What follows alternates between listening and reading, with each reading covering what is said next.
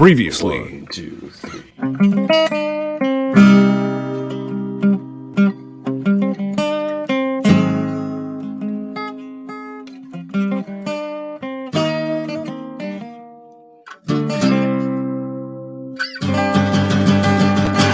X-Rated, the X-Men Animated Review Show. I know you can hear me. We're still connected.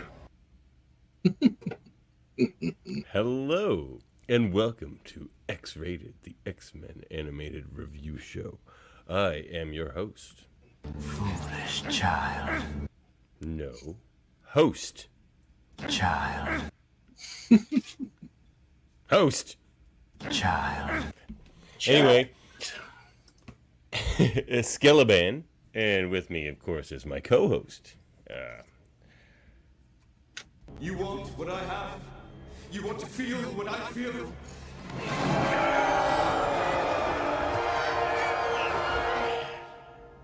Probably did end the same way for me, too, that it ended for him. Arc-Andre, of course, is with us. Hey. How's it going? Not too shabby, will you? Oh, you know, doing probably better than this movie. Oh, dropping some zingers already.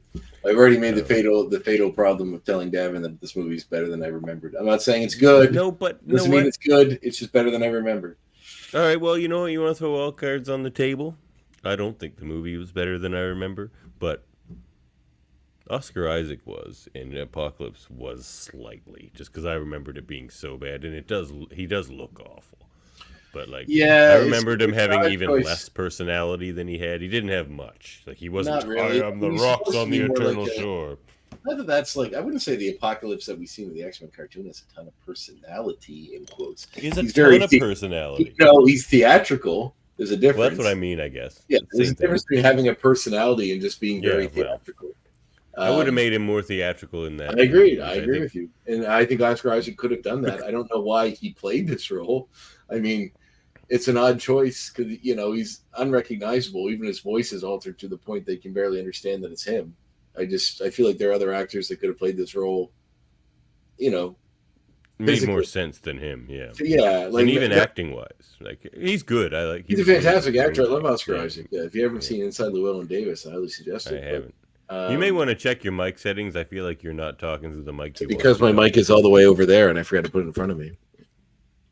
There you go. Better? Much better.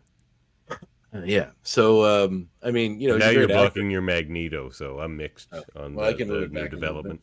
I moved my camera down a hair so that you could see it, and that's probably show everybody the shirt. You got to show everybody the shirt and flex your big wrestler muscles at the same time. Yeah, exactly.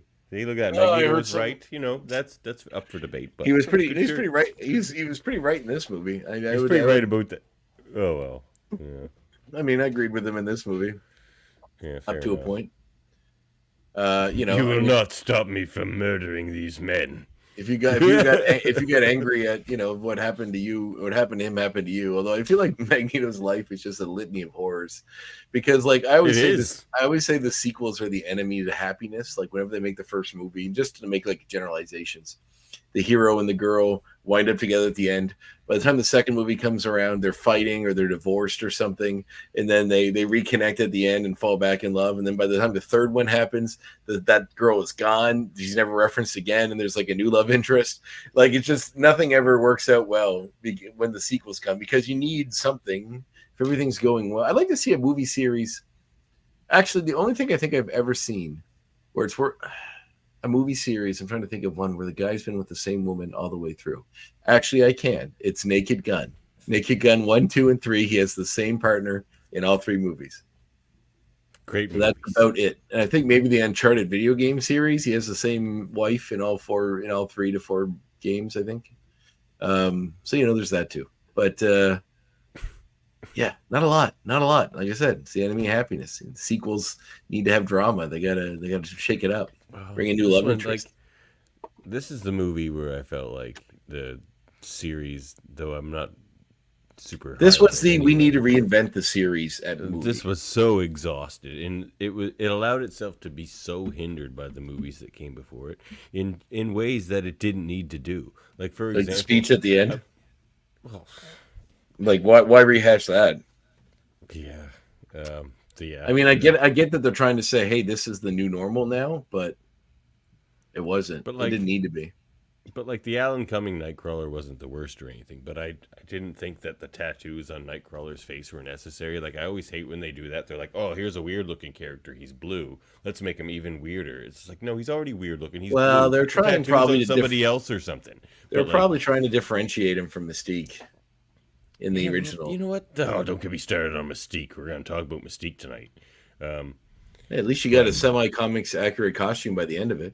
But here he is again. I'm like, he's a kid in this movie. Like, this is your opportunity to not have to do that. You can just make a blue Nightcrawler. Oh yeah, no, I agree. It would have been kind of cool. But And I didn't they allowed mind Cody's themselves to be so feet. hindered by everything.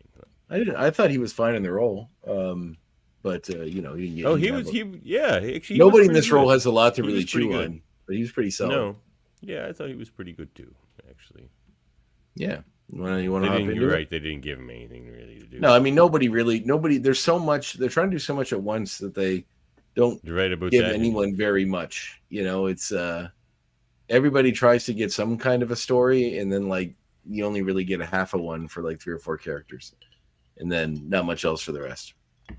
Yeah, you know what? Hanif says it. Mystique and her X-Men. Look, this is. I'm done. I'm done with Mystique. I'm so done with Mystique. I was. They done with certainly Mystique used her a before lot in this these movie. movies. And I like Mystique in the comics, but my God, I didn't need this. I don't need. Anything Well, it's that because happens by in this movie. point, Jennifer Lawrence became a big star, and they wanted to, capitalize on that. I'm not saying it's right, but that's why. But even wasn't she always a big star? Even the first time she played not Mystique? not in the first movie. But even then, That was it still pre-Hunger too Games. Mystique focused. It was already too Mystique focused. Yeah, And then they just double down on it, like for the reasons you just say.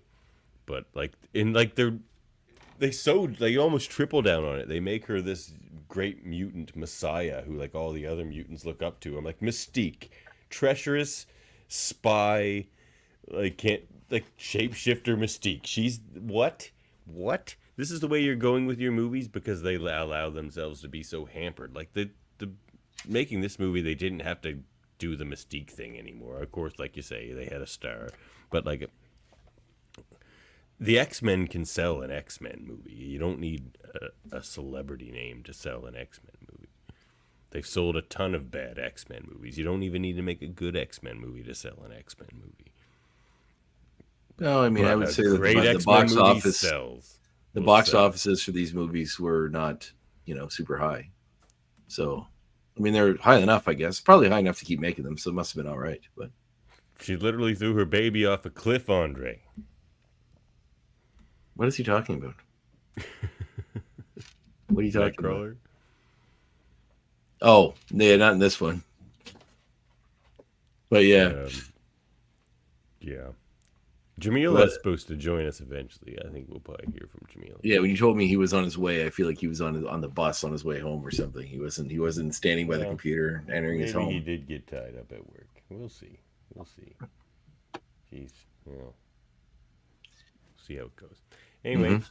should we get into this movie, do you think? Oh, 202 hours and 20 minutes of it. Oh my God, it was so long. You know when I sent you that message, this movie is 2 hours too long?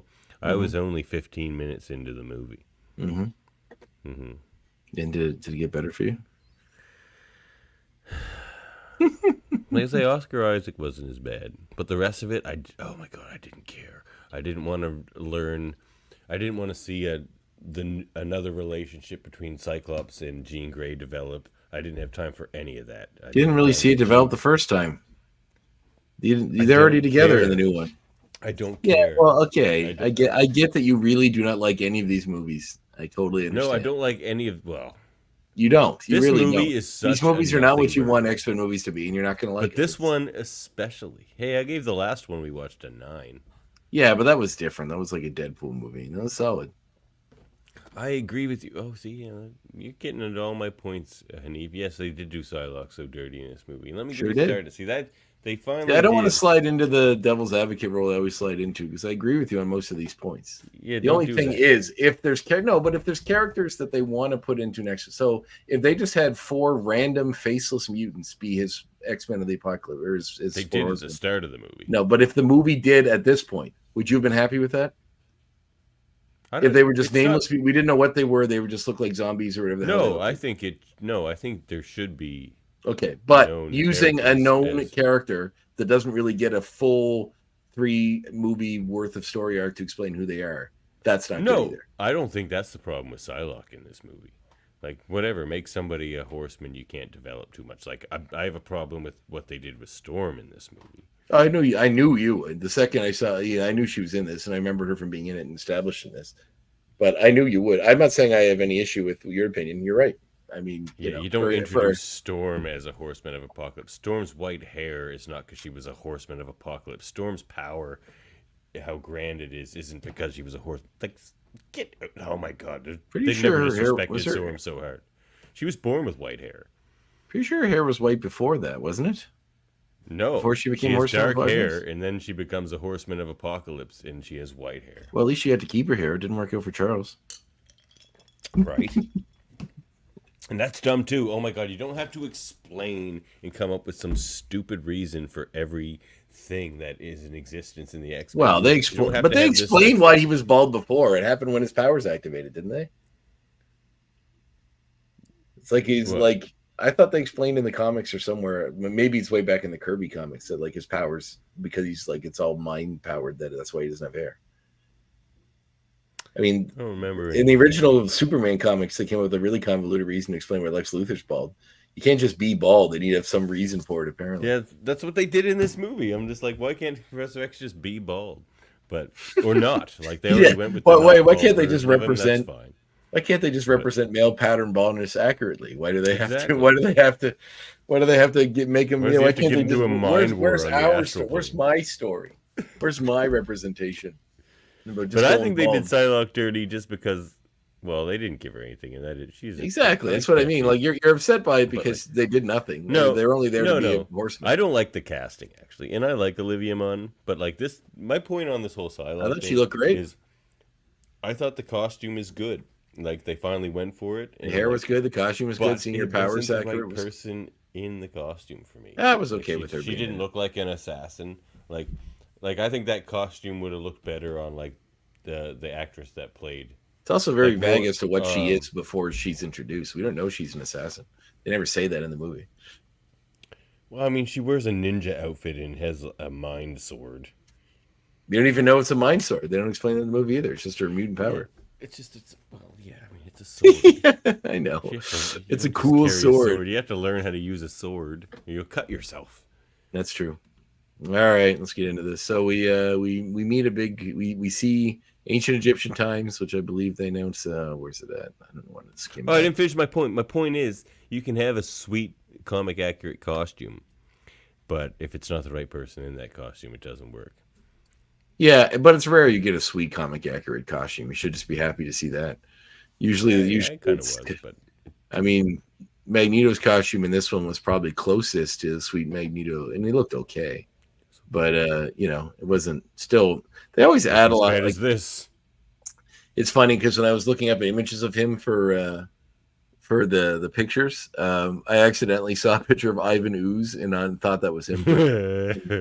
So, and I know that joke's been made a lot online, so I don't want to just tread over that. But it's he does look an awful lot like the Ivan Ooze character from the Mighty Morphin Power Rangers film. Especially in that lighting, he looks almost purple there. I mean, I did like him as a character. I feel like more theatrical, better there. Interesting. It would have been nice if he was bigger because he's just sort of average sized. Like he's smaller than Storm. We do get some image in this. We do get some image of him growing large, which is cool, but it's mostly all in the mind, so they kind of cheat that. But it could have been worse. Could have been better, but it could have been worse. Yeah. Exactly. That's the way I came away with it. I mean, there's a lot of things in these movies that could have been better. I try to paint it with the brush of what they have to offer and how studios work, all that sort of thing. His motivations were vague and made kind of no sense, though. He didn't have Apocalypse's normal motivations. He was just like, I watched TV for a minute in Storm's apartment. And but he says it to Magneto. Sucks. He says it to Magneto that he fosters He's almost like the gardener in the garden of the world, in that when he needs to prune it or raise part of it to save the rest of the garden, that's what he does, and that's what he's trying to do now by getting rid of all the nuclear weapons, then having all the mutants take over, basically. They're all acting like he's doing such a bad thing when he's like getting rid of all the nukes. I'm like, this is great. Yeah, that's what I was saying. Apocalypse's team. Yeah, we need an Apocalypse is right T-shirt. Just an Oscar Isaac's picture, like of his version of Apocalypse. I'm sure those will sell well. Well, those will sell like hotcakes. Yes, they'll sell like hotcakes. All right, so we see ancient Egypt. We see everyone worshiping. Oh, that's a very sweet shirt. There's a guy that does a series of prints. I have one here of they're almost like fight posters for like boxing matches or wrestling, where he puts two famous enemies against each other. Oh, that's I think I have Spider-Man Green Goblin one here, but they're really cool. It reminds me of that. Let's see if I can find it. I think it's just right here. Probably buried underneath some other stuff. I have some pretty cool piece of art that I haven't done around the film to putting up yet. A lot of it's from a friend of mine. A lot of it's comic stuff. Sweet podcast in here. We call this segment. We going through stuff. Looks for. Let me play a sweet. Andre looks through stuff. All right, I'll play a sweet. I'm gonna play a. I'll find it some other time. It's all right. Let's get to it. All right. So, ancient Egypt. Shut up. All right, I quit. Goodbye. Forever. When you quit forever. Life forever, ever. All right. Will you do nothing? Is this what you want from me? Fun side note in this scene is a guy had a friend of mine and a guy I had on my own show. Mark DeVoe did some special effects on these scenes. He worked with he did makeup work on some of the Egyptian folk. Yeah, and he's great at that. And Mark's a cool guy. We had him on Trivial Debates too. He was hilarious on that. He didn't win, but he was hilarious. Yeah, he's funny guy. He's fun to hang out with. So quickly skim through this movie because I feel like we don't get to spend a fuck ton of time on it. We do see that apparently in the past, Apocalypse is ruler, and they never really refer to him by his Egyptian name, but they do chant it. So, can I tell you the best thing Mark picked from that Trivia Debates though? It was one of my horror ones. Yeah, and you had to pick a horror character to like be your bodyguard, and he picked an alien egg from Alien. That's a great choice. I'm like, dude, isn't that just gonna turn? And like everyone was just like, dude, isn't it just gonna turn on you and kill you? Like everyone just tore him apart. And he was just like, no. Like it was pretty great. Yeah, hey, Jaemeel, you could raise it as your own and then make it like a kind and gentler xenomorph. We cannot hear Jaemeel. It says he's joined by audio only, and then he made a noise, so he's here. Oh, he just tapped his mic or something. He might just be. That's rude. He might be pontificating on how good this film was. Oh well, wow. He's trying to collect his thoughts. That's what's happening. Trying to collect his thoughts. It's been a surprise. So basically, there's a ceremony going on in the past in which Apocalypse is going to shift into a new body. We do see that they have the ceremony that they do where they shift his consciousness into another mutant. They show him the powers of this mutant are to heal, saying that this will allow him to essentially be immortal. He won't age and have to change bodies anymore. This is my favorite part of the movie. It's pretty great, actually. And then he has 4 horsemen are just sort of nameless. It doesn't look great. Like the stuff Mark did was good, but the CGI isn't great in this movie. Yeah, I mean, I think he looked pretty cool as like old. Old. Oh, yeah, that part was fine. I always find it funny when they like show like this stuff in the past. When he was in ancient Egypt times, he still had really cool modern armor that looked kind of ancient Egyptian-y instead of just having ancient Egyptian armor. It's still kind of got his whole thing. He found celestial technology, so he that's also not a thing in this. So that's not just because they don't mention it by name doesn't mean like he doesn't have big technology. As far as we know in the continuity of these films, he's just the first mutant who could absorb. Then he has all this power technology. He has tubes sticking out of the side of his head. That's never explained. It's just part of his costume. Yeah. I mean, they do say that he kind of In gets 2.5 hours or whatever this was, they could have mentioned celestial technology. They sure could have, but I mean, it'd be hard. A lot better. They're also trying to make this appeal to people that aren't comic fans too. And if you're like throwing How did more that at them, work? you're throwing more at them than you know. If they're like, okay, well, this guy's the first. I mean, if you say he's the first mutant, that explains enough. They're like, he's first mutant, and he takes over the bodies of other mutants and gets their powers when he does it. That's enough. He's I mean, totally not. we don't need to be like, oh yeah, and he one time found some celestial ancient technology, and now he can, you know. I'm just saying. Selene was a cave woman. So this is where we see the body he's taking over is actually Selene's Oscar like the dude from A Shut Man up, from Earth. I gotta get which through is this. A great movie. You gotta get through this fucking movie. Man from Earth. Check that out, everyone. Good movie. I know your opinion on that movie. I listen to your other podcast. It's a good movie. We see an episode of that podcast coming up tomorrow night. We see Oscar Isaac is the plays the body, the mutant body that he is going to inhabit. The same time, his 4 horsemen, which are just nameless horsemen that represent the ones we know from the Bible, which are, you know, pestilence, famine, war, and death. They kind of look cool, a little generic. Like one of them's like a vampire and like stuff like that, but they look okay. Yeah, they look pretty neat. I mean, considering they're, like I said, they're just generic people. They have kind of neat powers. Like, so when they're trying to do the ceremony, there's a coup that happens where other people that are, you know, want to bury the temple he's in, the pyramid, to stop him from his rule over Egypt. So when this coup happens, all these people start trying to attack them, and there's a big uprising against his forces, and then the insurgents. Much like the Capitol riots in America, they said we don't like this. We're gonna storm the Capitol, and we're gonna make a change. So I'm trying to keep. I'm thinking there's not. I'm gonna side more with like those Egyptians trying to overthrow Apocalypse, who are maybe a little more altruistic than the right wing lunatics that in QAnon shamans that did the actual deed. Not that I want to, cross any shamans tonight, but QAnon ones. Whose mom whined on Facebook about the how they didn't get their gluten-free food when they were in prison. Anyway. So you're with us, Jaemeel? Your mic's not on. If you're with us, just turn your mic on. Sorry. There we go. How's everyone doing? Jameel's with us. Man, we have a guest tonight. He sounds like the voice of God. It's just like this like deep, echoey voice coming in without any video. It just sounds like we're being God is talking to us through this podcast. It's true. It's the voice of Apocalypse. Pudgy, don't do it.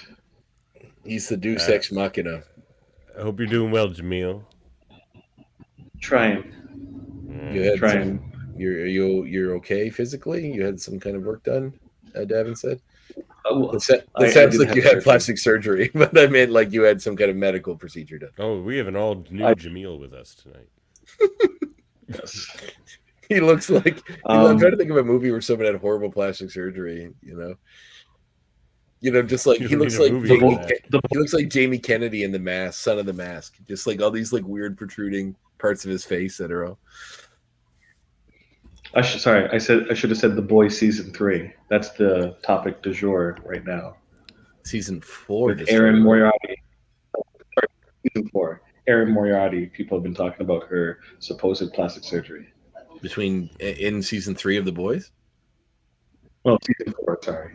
Oh, did she have like breast implants or something? Is that the what they're saying? People are saying that she had some facial construction done, and that's why she looks somewhat different. Really? She's pretty young, isn't she? Hey, Jaemeel. Aren't they all? How great is this movie? This movie did not help in my recovery. In fact, it hurts. It made it worse. It's probably... Sorry for doing that to you in this time of recovery. Yeah, it didn't help me in any way in my life. I would tell you for my better health, I did not physically watch it. I did listen to the portion of it. I remember this movie, so didn't even do the homework. Couldn't even be my bothered. mind's eye did better job than what was on screen. Well, hopefully the movie that played in your head was a much visually more entertaining one to go in this film. I told Davin at the start, I said this movie isn't as bad as I remember. I'm not saying it's good, but it's not as bad as I remember. I can see where the money went. Yes, I can see. You see the money on the Where screen. did the money go? The CGI doesn't look very good. Yeah, I like the opening sequence is pretty elaborate. Yeah, I do like that. We're just It's all we're cruising downhill from along. there. We're cruising along through the synopsis of the film. So we're at Still the basically opening part. yeah, we're still the opening The part. good part. Well, there's some fun stuff with like all the people trying to sort of rush the horsemen and them killing them in various ways. Like the girl just sort of like crumples one into like a little Rubik's cube of a human, and all that stuff's pretty neat. Like there's seeing a their couple kind of gruesome things in this movie, actually. yeah. But a lot of big bricks coming down, smashing the sort of the pillars and making the pyramid start to fall.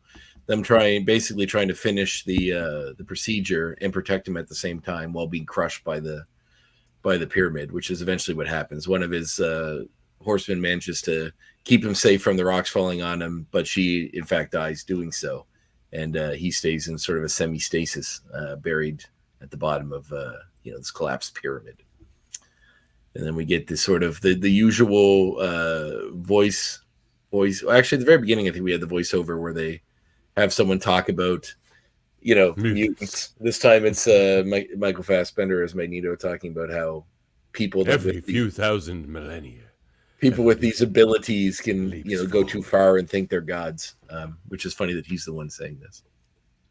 But we get our usual stylistic intro where there's a bunch of X's and we kind of go through history. I don't know if this is like trying to imply that certain people that have made leaps and bounds in history, human history, are mutants. That's kind of the way I read into it. Like Da Vinci and a few of the other people sort of kind of make it like the Mona Lisa and some other bigger things kind of make some appearances as we're kind of going through history to the present day. Like in X-Men 97 where Magneto hints that Ace of Base is mutants. Yes, of course. That's what you should have taken away from that scene of that episode. Ace of Base.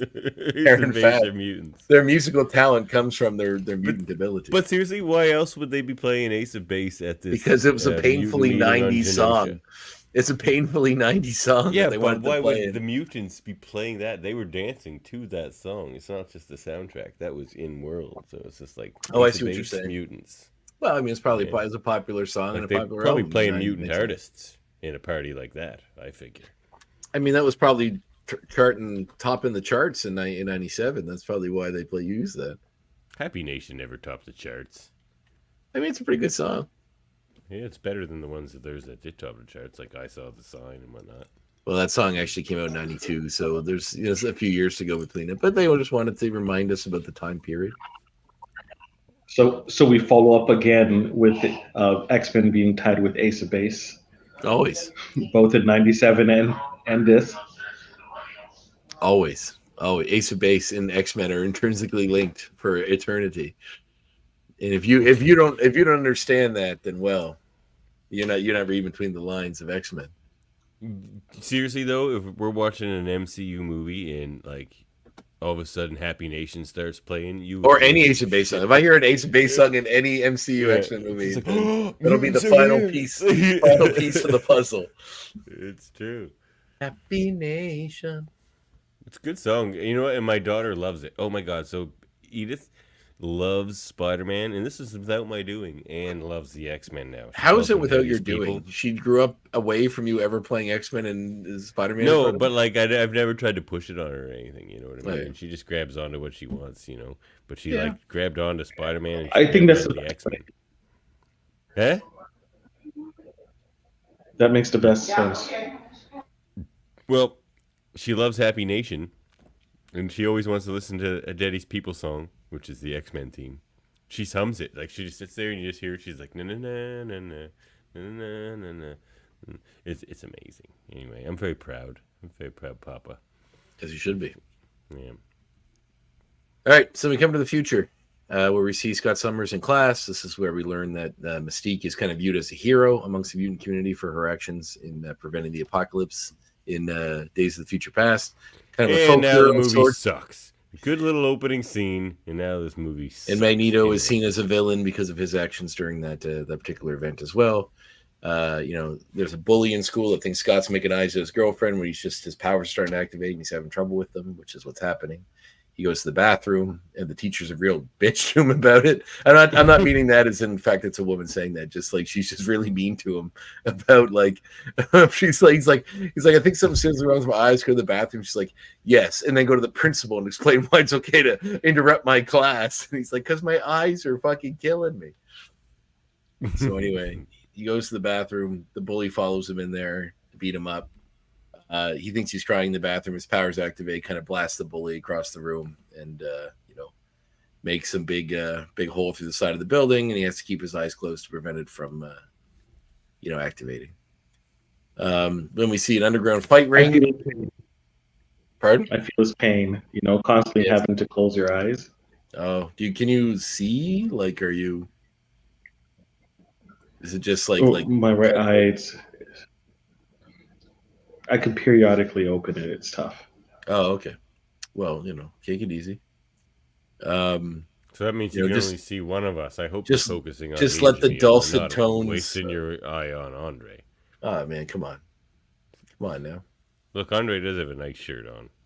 If you want, if you look, it's all about choice. If you like guys that obviously go to the way to look like Jesus Christ, then you got Davin. And if you go to other people that that out of my way, naturally attractive, Jesus tries then you to go look to me. like me. Oh, God gee, damn it. My God. There goes the Christian. There goes the Christian viewers out the window, Davin, chasing away our deep, rich Christian viewership. Now gone. Thanks. Damn it. Damn it, Andre. You just cost us our viewership. You cost us our viewership. I was trying to help. I was saying I was just trying to point out that you were pandering towards the Christian right crowd that obviously no. That's what I was doing. Damn it. All right. Yeah, we want to make this very political. It's X-Men. Since when was X-Men political? They they woke it up, Andre. So we see an underground fight ring where mutants are forced to fight each other. We obviously see Blob get defeated by Angel. They don't refer to him as Blob, but he's wearing Blob's costume, and they talk about him being overly fat, and he's Are we supposed to believe this Angel is the Angel we've already seen?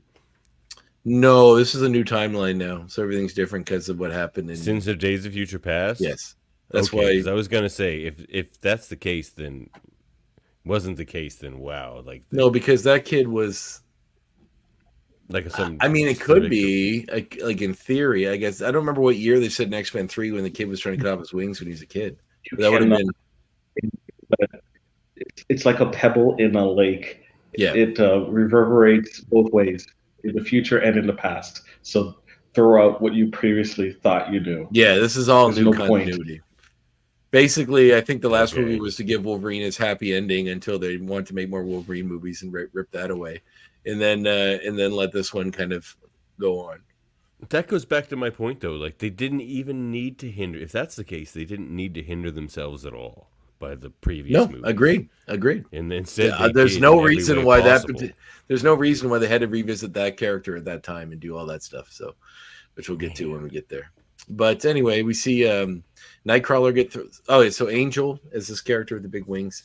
Is the one that's beating everyone up. They really make him into like a punk rock kind of guy with the leather jacket, and then he's always listening to like metal music from the 80s. So that's so they're trying weird. To make him. Well, I mean, especially considering he gets metal wings later, it's kind of like a little dud. Yeah, but then they dump Nightcrawler in with who they captured from somewhere to fight him. Nightcrawler's just trying to avoid him using his powers, but he can't escape the cage. It's electrified. Yes, they do say they got him from the circus in Germany. At the same time, Mystique is there. Oh yeah, that was another thing. If it hadn't been a reset timeline, it's like all of a sudden they do know Nightcrawler now because they met him as an adult for the first. Yeah, no, you have to ignore everything before. Yeah, it's all new continuities now, new worlds, new timelines. It's like the one where it branches. Wolverine made it back to his timeline over here, but now because he interfered, there's a new one going this way, and that's the one we're in now. So we see that Mystique is there to try to rescue them. She uses her powers to turn off the cage. Angel's wings get damaged by the electrified cage while Nightcrawler's trying to avoid him.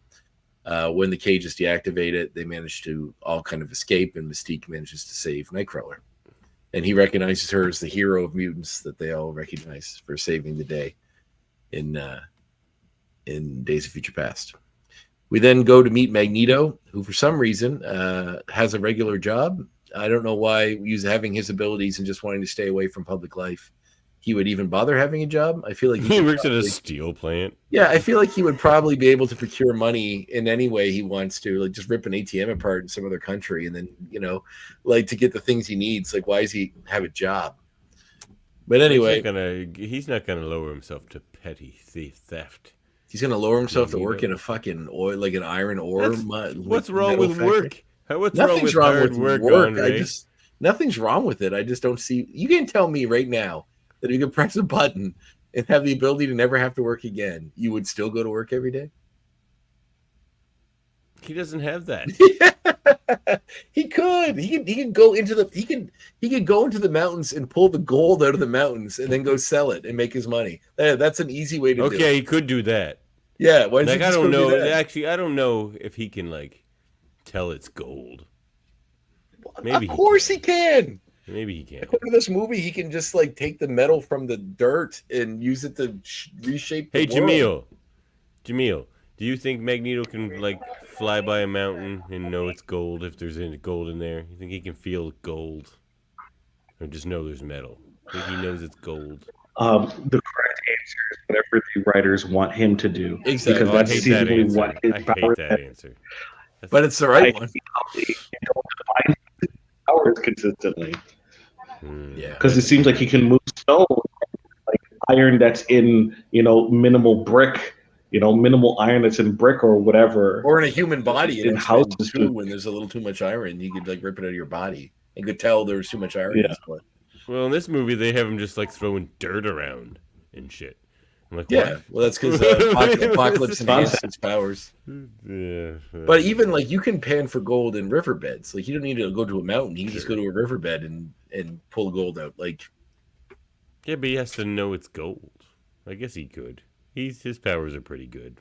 Maybe you keep talking about how he's a mega level mutant that can shift the poles of the earth. I know. I've just never heard him say oh, I can feel that metal feels different than this metal. I always hear he always comments on feeling metal.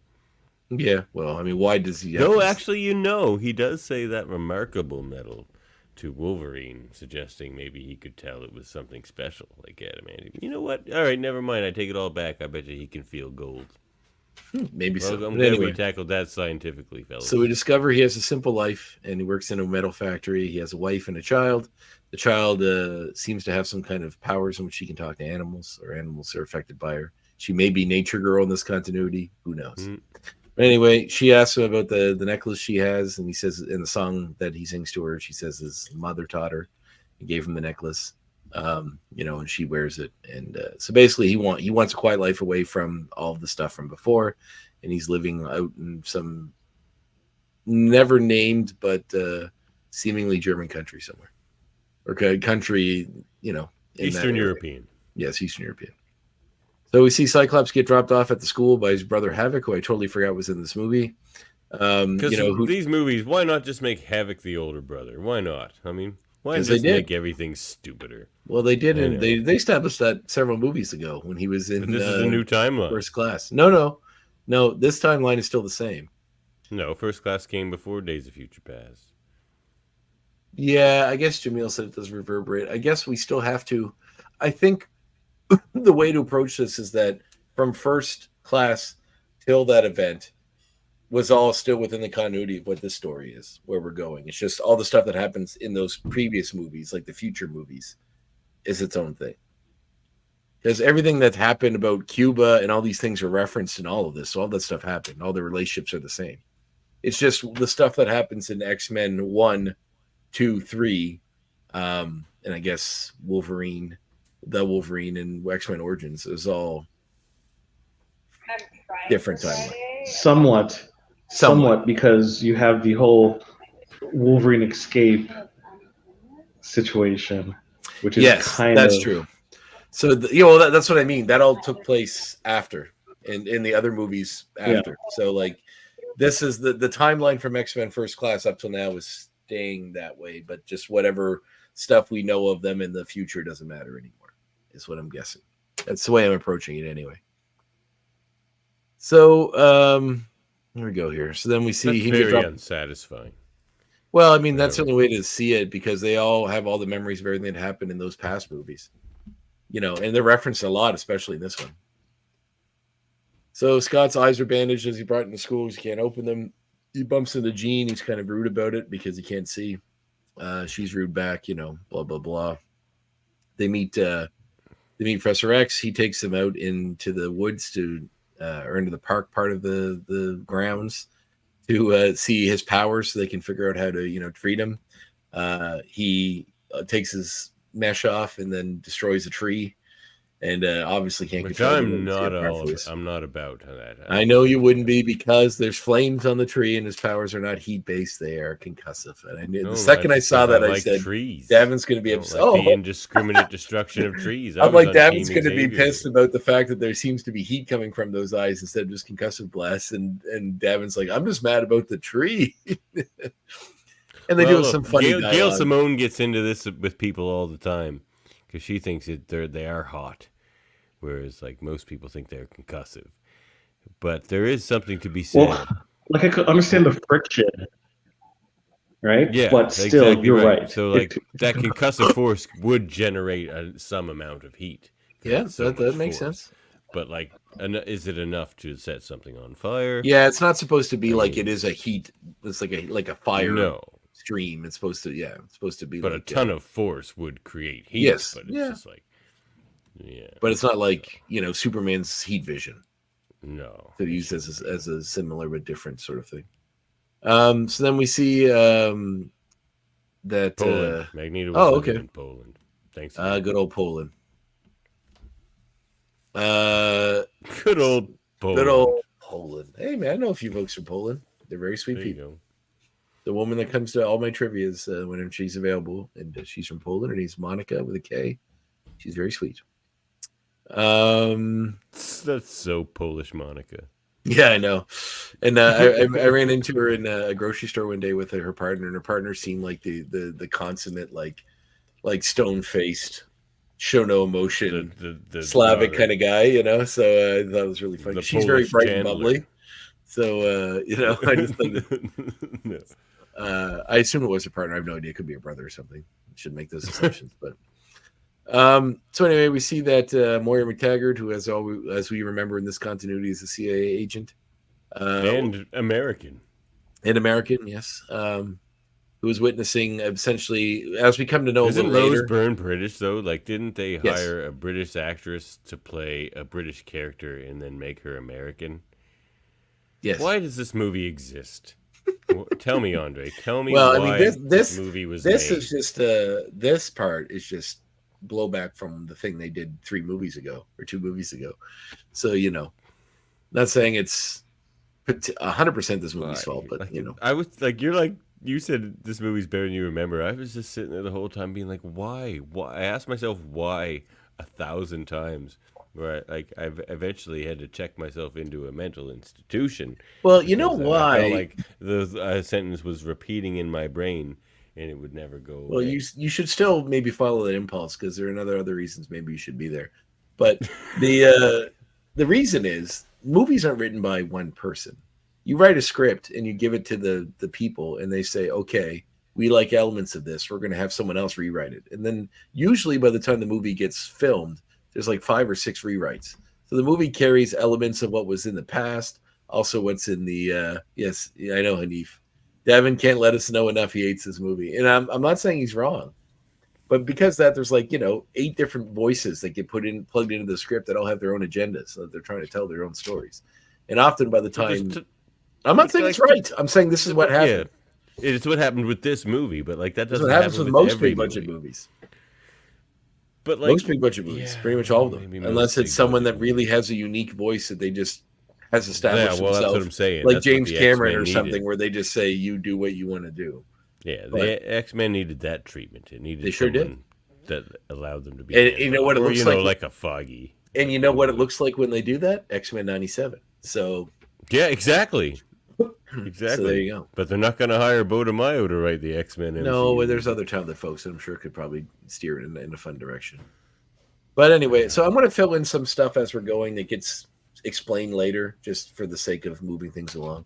Rose Byrne mentions at some point later that there are certain cults that worship. Since mutants are now public knowledge, mutants exist. There are certain cults that have sprung up believing that mutants represent some kind of religious figures representing the return of God or something to that effect. And various cults have sprung up across the world, sort of exploring this idea. And one such cult is, and also the knowledge of these cults believe that there was the first mutant that sort of ruled the world, but was stuck in that we know was stuck in stasis. And this particular cult is trying to bring him back. So she kind of witnesses this as she's studying these cults, and we see him start to rise. And as he does so, there's kind of an explosion. A bunch of people get killed. She gets knocked out. We see Magneto working back. Also, he wears glasses in his alter ego too, which I think is funny. Magneto, he's working back at the steel factory wearing his glasses and his little hard hat. And then there's an accident. Because that's his costume. It's his Superman costume. It's his Superman, yeah. His name is. He even has a different name. He's like Derek or something. No, it's Heinrich. Oh, Heinrich. Yeah. Yeah, and actually, the scenes with him, especially that are coming up, are very good. But once again, it's just Magneto's just put through the fucking ringer in these movies. They just can't let him be happy. I guess he got 8 years of happiness between the last one and this one. The scene with the death of his family, I don't think was very good. I think it was. I thought it was well done. I thought him screaming to the heavens was a little cliched. But apparently that was an ad-lib thing they kept in. Like how he accidentally, or the daughter accidentally gets shot. It was all just like so paint by numbers and cliche. You see it coming a mile away. Well, I don't know how else they would have done it. I mean, I don't know what else. Write it better. That's the thing. If something's written better, then you don't know it's going to come. Yeah, how do they accidentally? Good writers do. They do things that make you think that. Some things are cliched in movies because they have to be. No. Starting a movie where the guy's family, like starting a movie with a badass who's not a badass anymore and has a happy family, you know his family's going to die in the first 10 to 15 minutes of this movie to put him back on the path of being a badass. Like it's every Western movie is this. Anything with Clint Eastwood is this. Like you know that's going to happen. Like it can't be a surprise. Oh well, okay. If you're picking like somebody once said, there's only like 6 movies and they just redo them all the time, and they're kind of right. So, which one was this? Well, it's like there's 6 different themes you can follow or storylines, and everything's just variations of them. But this one is a bunch happening at once because there's like 10 characters they try to make us care about all at once, and it just gets overbloated. Anyway, there's an accident. Magneto uses powers to save a dude. He's worried he was seen, but he goes about his business and heads home. We see that Jean Grey's powers in her sleep are causing damage around the mansion, and for that she's sort of chastised by the other students who are kind of afraid of her. Is Professor just sitting there watching her sleep? Well, no, because some kids walked by when it was starting, and then she woke up and he was there. Okay. So I don't think he was there the whole time. He was in. He only watched her sleep for a little bit. Yeah, every night. He just there all night. Just there for 10. Just long enough to get what he needs and then leave. You know what I mean? I'm kidding. So Charles, talks her through, what's going on with her powers and trying to work through it. Yes, that is his name, Heinrich Gursky. So we see basically Jean's having a dream about some mutant that's trying to destroy the world, which he thinks is just a dream, and she tells him it's not. That something powerful is activated, and she could sense it. So he goes to the old Cerebro with Hank, who is keeping his human form in check. We're using the drugs from before. Because he's just fucking Hulk or the Frankenstein's monster or some bullshit in his. I don't mind too much how he looks in this. It doesn't bother me too much. But there is a lot of blue people running around, which is, I understand why they were hesitant to have so many of them before. But anyway, so when he's trying to use Cerebro to discover this, he discovers that Rose is there. Or sorry, Moira. I should use your character's name. Moira is there. And then decides to reconnect with her. Obviously, he wiped her mind before. She doesn't remember him or the X-Men or any of that stuff from before. Very intrusive. Yes. Yeah, it's not, it's kind of, seems pretty like doing something to someone that they don't agree with. Pretty bad. Mm. So, old Magneto basically is packing up. He needs to get out of there. We know that his wife knows who he is. Yes, Henrik is trying to leave. We do know his wife knows who he is. We established this that the first night they met, he told her he trusted her with that knowledge, and she didn't care. So they had a kid, but now they got to leave. They can't find the daughter. They hear her in the woods. They go to see. She's being held captive by the local police, who are not wearing their badges because they're keeping all their metal off of them, and they have bows and arrows. Yeah, that's probably why they didn't turn Just a warm good blue. point, Henny. Yeah, it was totally true. Didn't turn angel blue because So they accuse Heinrich of being Eric Lencher. Eric says he will go with him if he lets his daughter and the family go. It's like how Guardians of the Galaxy has the green problem. Like they already had Gamora, so they didn't want Drax in Mantis. Yeah, they made Drax kind of grayish. In Mantis, they went with the beige one. Yeah. Yeah, she just has human skin in that one. Apparently, James Gunn really wanted to have what's his name? The Micronaut guy, the green guy, Bug. Bug as a character. Bug. Yeah, I like Bug. But because of that Hasbro deal, they have the rights and he couldn't use it. Yeah. So Bug was one of the standouts of that Ebony Landing run, actually. they have bows and arrows to try to subdue him. He says he'll go with them willingly. His daughter's upset to see her father be taken away. Her powers activate and she can't really control them. So the birds start attacking everybody while the guards are distracted by the birds attacking. One of them with the bow knocked releases the arrow, which goes through the daughter and the wife. Why do they have bows and arrows? Like this? Because they can't use guns. He's metal. So they don't have metal tips on their arrows?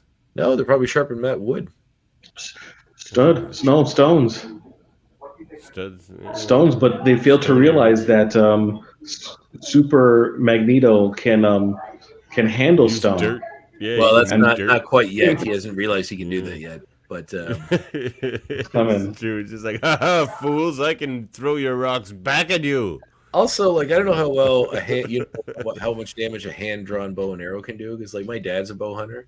I don't think it would go through 2 humans enough to kill both of them. Definitely one. I don't think it would go with the other side into the second one. And I know she's a little girl, so she's not as big. But there are bones and all these other things in your chest that would stop it from going deep enough to. It's almost like they could have wrote this scene better. They could have. Maybe had her being crushed by a giant rock, or I don't know. Anyway, or fall off a cliff or something. Who knows? But This anyway, is the longest nothing burger ever. This movie. Mm-hmm. So we're only 36 minutes in. There's still 2 hours to go. So that's an hour and 50 minutes to go. So, Our podcast is going to be 4 hours tonight. I hope not, because I had to get up early to help my grandmother move tomorrow. Oh, that's very sweet. So back in Antigonish. So I may Say need to hi to use your this. grandmother for me. I will. Her name is Edith.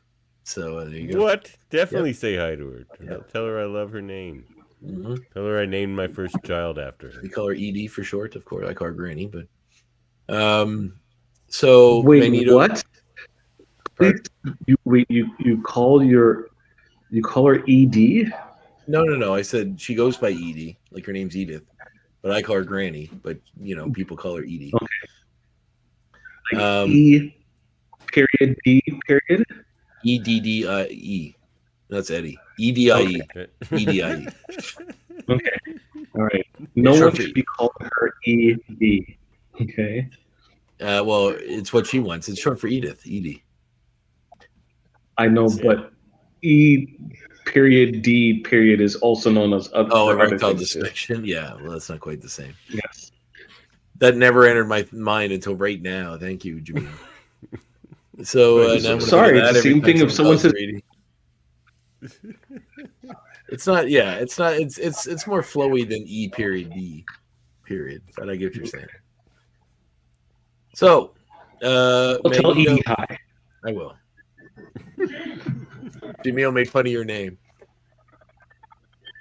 So Sure. we'll overcome with grief. Magneto, is holding his kids and his daughter and his wife. She still has the necklace on, which he uses to go through the necks of all the guards and kill them all instantly, which is actually I thought kind of cool. Then he screams at the She could have been heavens. some version of Wanda. Like Wanda. No, we already have that because we saw in the last movie that Quicksilver was watching the TV with his sister. Right. So anyway, he kills them all, and then he screams to the heavens, "This is what you want." This is because God will let him be happy, I guess, is what he's saying. Which apparently This is wasn't what you want. Which is apparently was an ad lib, wasn't in the script, but Michael Fassbender added it during that scene, and they kept it. Oh, they shouldn't have. It had a vibe. It had a little But vibe. you have to- It had a little vibe of the no from Revenge of the Yeah, it sure did. Sith, but Jameel? He's probably starved for like quality like lines, so he's like, let me just throw anything in. something Please Shakespeare. let me act Please, for dramatic. God, yeah, let me do something. He's just on stage there. Hey, have you guys seen Revenge of the Sith? No! No. So we see young Storm, Aurora Monroe, who is in the in Egypt, No, we don't. using her powers to cause a distraction with the weather, so she can steal some money. She is stopped while escaping by the hooded figure of Apocalypse, who's kind of wandering the streets, learning about society. He almost got hit by a car earlier, and the guy honked his horn and yelled at him. As the people that are chasing her get closer, Apocalypse shows off his ability by merging them into walls and stuff and making them like turn to sand. So whatever he sinks them into, yeah, but like, why does every Egyptian character have to have sand powers? It's just like sand. That is kind of funny, yeah. Like, because it's show. So it shows don't his you know connection. Egyptian people, black people have electrical powers. Yes, that's true. You ever see Static Shock? Static and Black Electro. Black Like, who Lightning, else? yeah. And Vulcan from Oh, Black Super Lightning. Friends. Super Vulcan. No, Black Vulcan, actually, sorry. So his name was, that was always kind of a joke in, do you ever watch the show Harvey Birdman, Attorney at Law? Just like an episode or two. Well, there's an episode where they're kind of making fun of the Super Friends because he would like have cases based around these Hanna-Barbera characters. And they have Black Vulcan up on the stand, and they're talking to him, and he goes, I didn't want to be called Black Vulcan. I want to be called Super Vulcan. But Aquaman suggests the name. So I said to him, why don't we call you Whitefish? This made me laugh so hard. So anyway, we basically see him kind of just wipe out everyone, and then Storm is sort of taken aback by this person. Then we see Havoc and Professor X go into the CIA. Professor X uses his abilities to make everyone freeze so he can get in to talk to Moira. They convince her that they are. Why not just call Havoc Cyclops if he's gonna be following Xavier around? He's like, anyway. I know that there's not a lot of character development on him, especially, but he is kind of a recurring character. Like we did see him in the previous movie, which sort of connected a few things. It does connect, movies, I think. Yes, yeah, for sure. But I meant, he carried on from X-Men First Class. He was in the military in Vietnam in the second in Future Past, and then and then recognizes Stryker and all that from that, so that connects to this a little bit. Another character, I don't know why they had to put into this, but anyway. They're just This so were more- hampered. Like they just were hampered by everything that came before. It's just the biggest clusterfuck ever. Well, I mean, that one is what came before within the continuity of these movies, not necessarily I get what you're saying about trying to tie to the, let's call them the original trilogy and then the whatever we got now. This is hampered by all of them. Yes. Well, It I mean, there are allows things. itself This to is the third movie of another trilogy of sorts. So and they like, try to hang a obviously lantern on it. They're like, the third one's always the worst. Like that's even a line of dialogue in this movie. Like they're Yes, even trying which to is like, funny 'cause it is the excuse worst. The fact that this movie sucks. It probably is the worst of the original three, but then we got a fourth, so original. It's probably the worst of all of them. I haven't seen Phoenix yet, but we're gonna. I don't think Phoenix is. I don't remember what I gave First Class, but this one wouldn't be too far let's below look it. Did I give it a Really? 5 Yeah. or 6? This would be like if it'd be one below what that one here. was. We got it right here. All right. Let's What did see I give we it? got. You gave First Class a 6. Okay. Yeah, I was thinking this was a 5, so that makes sense. Mm. So this is where we get the explanation as to where Apocalypse came from. Moira, they basically make her believe they are high-ranking people within the organization. So she starts telling them all her what she's learned about these religious groups and that they think this first mutant, is coming back. We cut back to Storm and Apocalypse, who's using the TV to learn language and about the state of the world as we know it now. And that's a fine scene. I mean, when his eyes turn white, he looks much cooler than when you see his pupils. So he should have just had his eyes white the whole time. He would have been looked much neater. Yes, but I Yes, because I think when his eyes turn to white from having pupils, it looks stupid and it's cliche. But if they were just white the whole time, I think that It would have been cool if they were, because it certainly would have made him stand out a bit as a character, and he certainly would have been disturbing. There's very few movies that have a character like that. I know they're trying to humanize characters, but when he's supposed to be like a godlike villain, I could see him not having white eyes the entire time and be fine. It'd be very interesting. Or you just show his pupils like in that beginning scene. Yeah, maybe now, whatever. So anyway, basically he starts using his powers to enhance other mutants on Storm, because he's making her one of his new horseman of the apocalypse. Then we meet the person giving Mystique information on where all these mutants are popping up, Caliban, who you recognize as a character from the X-Men universe. How do you feel about Caliban's representation in this movie? I like how he talks. Calibans.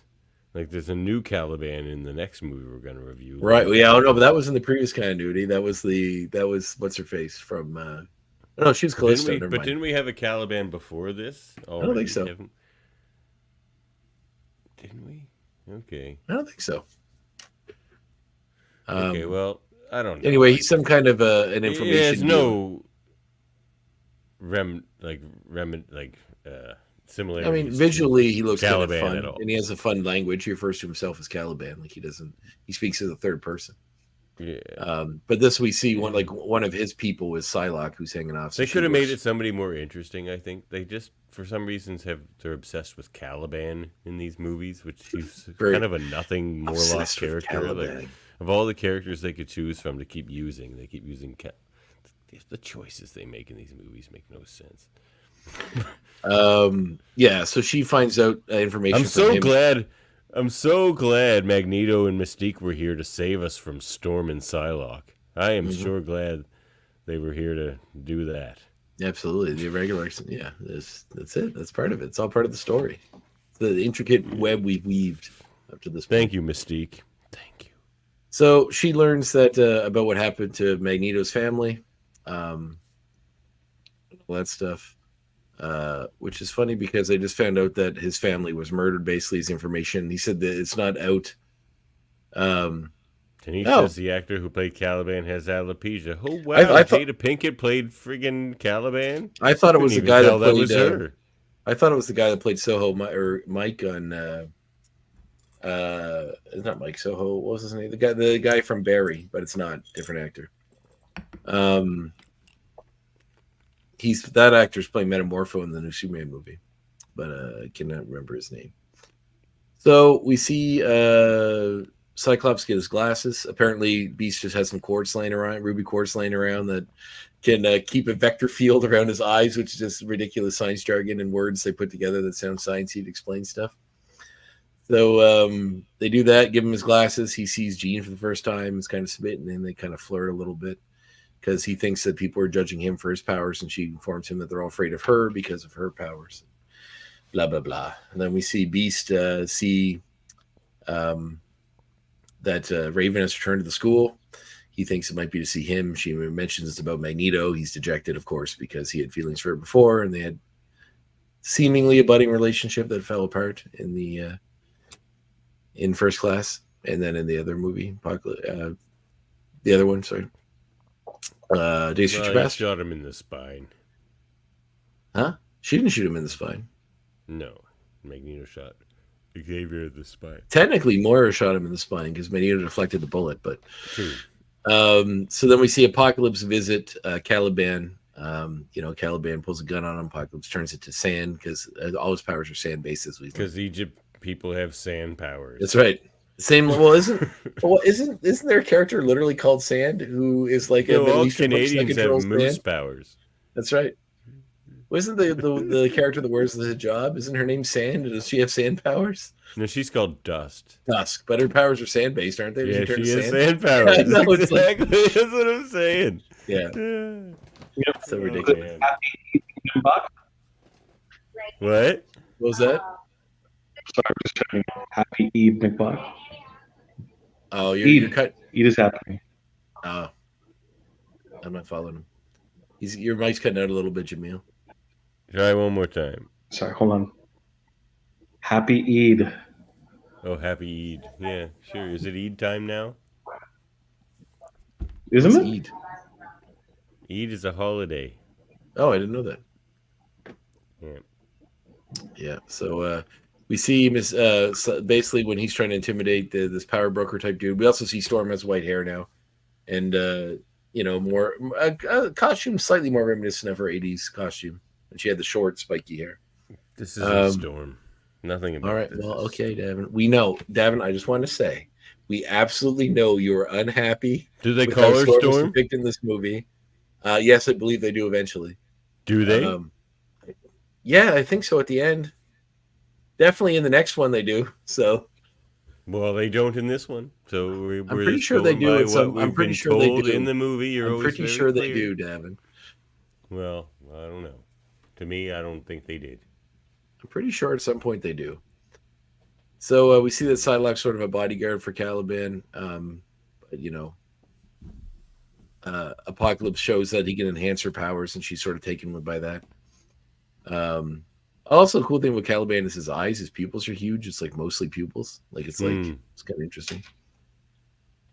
Yeah, he's a little unnerving looking. It's kind of interesting. We see we find out that Nightcrawler's never been to a mall. So the Jean Grey, I want to go to Scott, the mall. Jubilee, and Nightcrawler all decide to go to the mall. But then we see that Angel. Cyclops has a sort of a funny line there, though. He's just like, the only thing American about this place is that it used to be British. Yeah, that's actually a really good line. When he talks, he didn't want to see something American, and then they say, yeah, that's really good. But basically, Psylocke knows about the Saints. She basically knows other mutants that they can help recruit for Apocalypse's, vision. One of them is the Angel character we met earlier, who is drinking himself into a stupor, listening to heavy metal music because one of his wings got burned, doesn't work the way it's supposed to right now. So he sees himself as incomplete, I guess, but Apocalypse uses abilities to turn his wings into metal, which do look pretty cool, I must say. But I just thought the rock music is really funny. He's got these big metal wings and he can shoot spikes out of them now.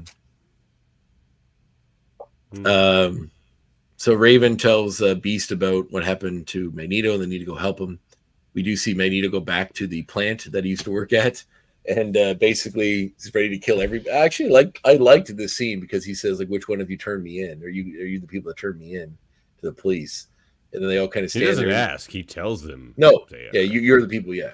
And then they know he's going to kill them. And he says, Heinrich, don't do this. And he says, my name's not Heinrich. And he says, it's Magneto. And that scene is actually really good. And he basically is about to kill everyone when Apocalypse shows up with Storm and Psylocke and Angel. And Magneto says the only F word we get in this movie because it's PG-14 or something, whatever one allows you to put an F word in it. Yeah.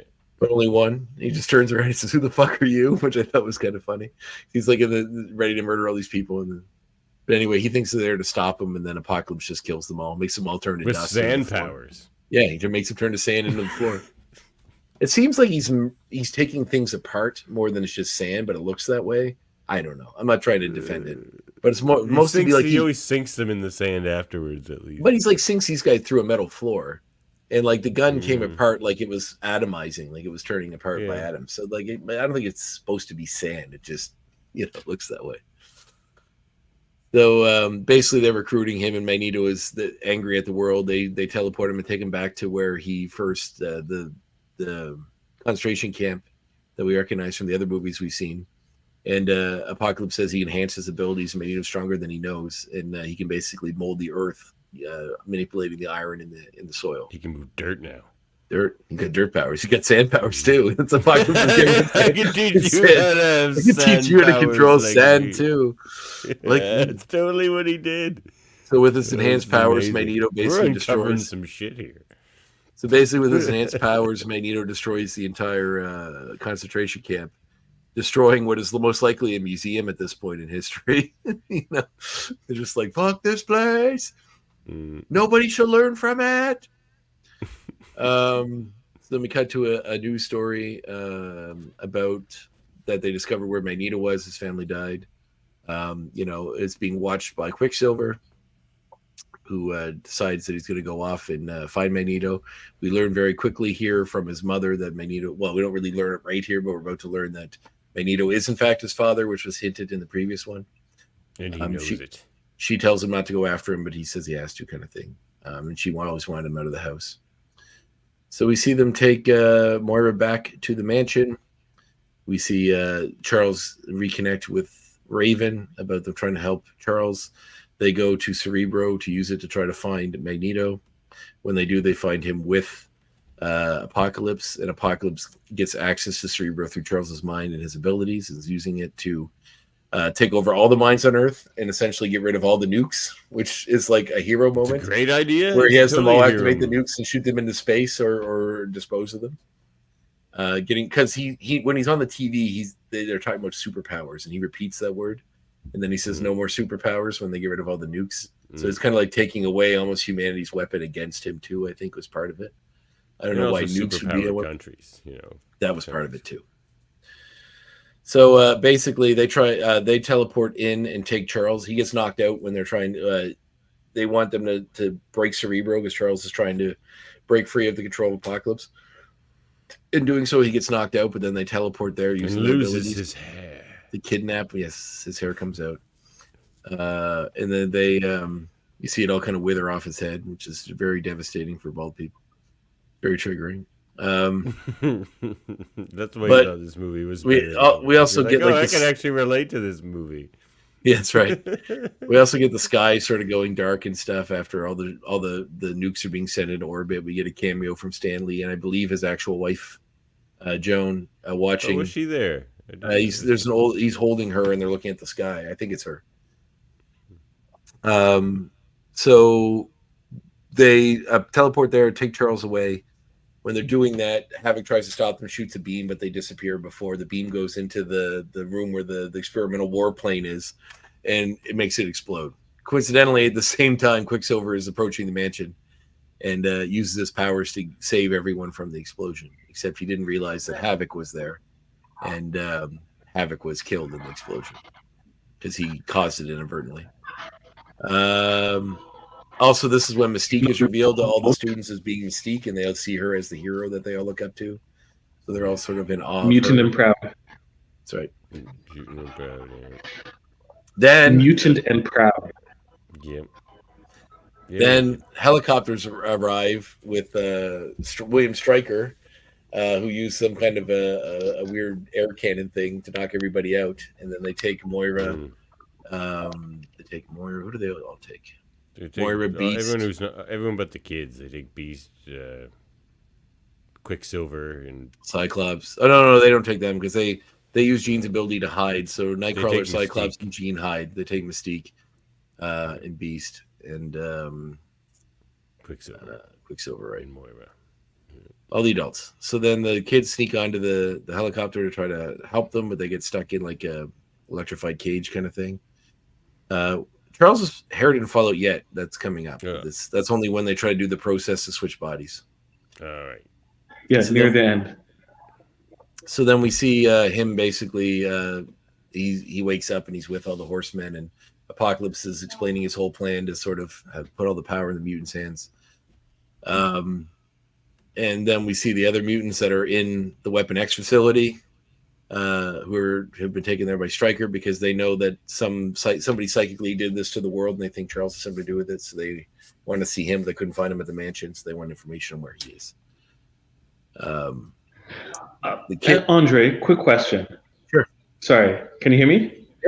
Yep. Why would you have a holding cell that can somehow dampen mutant abilities and not have it in anywhere else in the facility? Wouldn't you have it like in every single every door? Like it didn't make any sense. Unless there's like some high-ranking mutants that work with them, but I mean, I don't know. But you could turn it off section by section. That's true. Turn that on. I know. I agree. This Every is back room to should why have that. Rogue doesn't wear control collars. So Beast is reverted to his blue form because the drugs are back at the mansion that he takes for that. When the kids that snuck aboard are exploring the place, they come across Wolverine, who has apparently been experimented on for the last 8 years, because it's been 8 years between this movie and the last movie within this timeline. So he's been part of the Weapon X program and experimented on for like almost a decade. They say he's more animal. They sort of turn him into a weapon, and they erase his memories, and he's more animal than person at this point. But they release him, and then all the soldiers come in to fight him, and he has that big Weapon X moment with the hat on. And of course, it's Hugh Jackman again, where he fucks everyone up. And then they release the adults. Well, first, Wolverine, they help him escape. She returns a little bit of his memories that she could access using her powers. And he pulls out all the shit they have in him and then escapes into the wilderness. So, like, I don't know why we needed this whole fucking segment to tie into Weapon X again. We already got it before. We really didn't need to do it again here. It's just a way to shoehorn Wolverine in. Because everybody had to know each other earlier than they previously did. That is the whole point of this movie. But, I mean, Wolverine didn't. Winking and nodding. Yeah. Yeah. The funny part, though, when all the adults wake up in the cage, Quicksilver gets up and he goes, Jesus, what do they do to us? Because he sees Beast, and Beast is like a monster. He doesn't realize that he thinks that all of them have been turned into monsters. Yeah. Which I thought was funny. Quicksilver is still probably like the highlight of this movie, just like he was the last one he was in. Yes. When he saves them from the mansion, they're playing Eurythmics Sweet Dreams, which is a nice song. I mean, I like the Eurythmics a lot. Walking on Broken Glass is also a great song with it. But Davin, aren't you going to complain about that is not his power set? Well, they make him way faster. Like he's like basically stops time. Quicksilver's not like that. Well, that's why they used so I could put time in a bottle in the last one. Yeah. But how so? Not the power set, Jaemeel. Well, I mean, in terms of his speed, like he can't stop time. He's just it's not. Although, in fairness, time does move just very slowly to him. Things are moving when he's doing it's not about stopping time. It's just a Quicksilver can't go like that. Like that. It's just a way to represent time or speed without, because it's boring if you're just watching a blur go around. Yeah. But also they did it in the previous movie, and they just did it again in this one. Exactly. Just to it wasn't necessary. I mean, they were like, "Hey, everybody liked that scene in the last movie. Let's make sure." It's just very much a Hollywood thing. And like everybody liked that scene, it did well, so let's just do the same shit again instead of actually thinking of something. Remember Bullet Time? Everyone. Yeah, that's true. Or Bullet Time. That's right. So, we see Stryker kind of leave after Wolverine escaped. So he abandoned the facility. The kids find a plane they can use to go to Apocalypse and kind of make this big battle happen. They also find flight suits that they all wear so they all look alike and look like they're kind of wearing leather suits like before, which wasn't necessary, but apparently, probably so they get variations on the toys, I'm guessing. So then we see they almost called this movie X-Men Wasn't Necessary. Yeah. So we see that they rebuilt the temple in Egypt where they're going to use Charles's Apocalypse is going to put his mind into Charles's body, getting Charles's powers, assuming that assuming he carries his ability to heal as well, so he'll be able to walk in his new body. I think all the powers he gains as he takes over a body carry with him to the next person. Yeah, but he built this whole new chamber, and he has all these statues of all the horsemen and himself already built, which is really funny. It's like we took the time to rebuild the chamber and put effigies of ourselves in it. So, Andre, are you saying that in Apocalypse's downtime, he likes model kits, like really large life-size model kits? Yes. Yeah.